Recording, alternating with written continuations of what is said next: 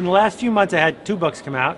One is called Poke the Box. Poke the Box is about the notion that in a world that's changing fast, the biggest rewards go to people who are taking initiative as opposed to waiting for something to happen to them. And my latest book, which is a limited edition, is called We Are All Weird.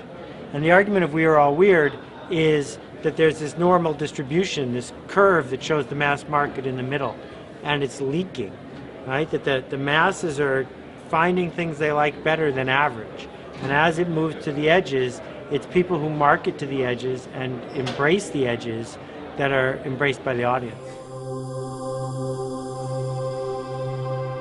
Well, most people think marketing is a task.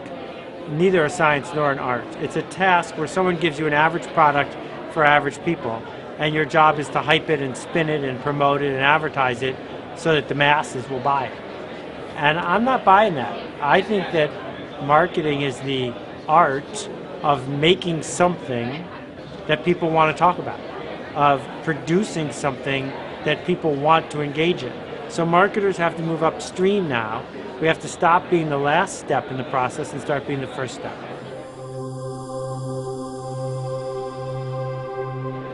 What's next doesn't matter, it's what's now. What's right now is, for the first time ever, you can reach the world. Right now, we're in the connection economy, this notion that we are connecting people to one another. If you wait for the next thing, you're going to be waiting a really long time. This is the next thing. You know, it doesn't count until you ship it. It's not art until it meets the market. It's just meetings. And meetings are a waste of time.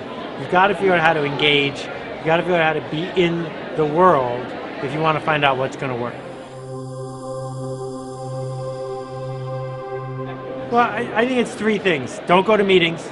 Don't have a television. Right there, that's 12 hours a day that I get that most people don't.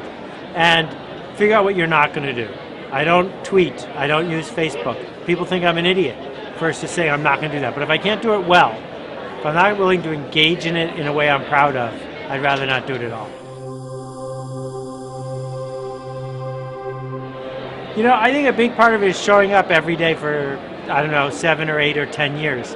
The first 3 years are the hardest. And too often, people put a lot of heart into their work, but they don't stick it out. They don't get through the dip.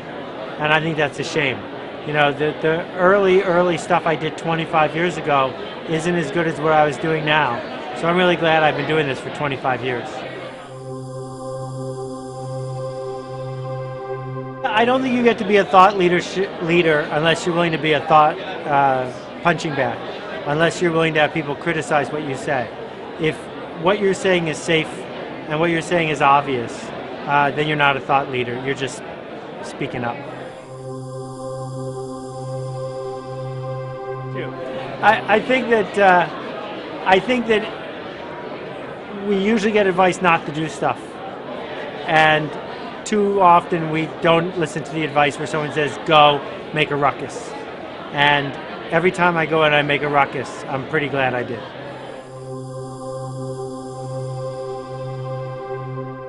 Quit watching and go make something.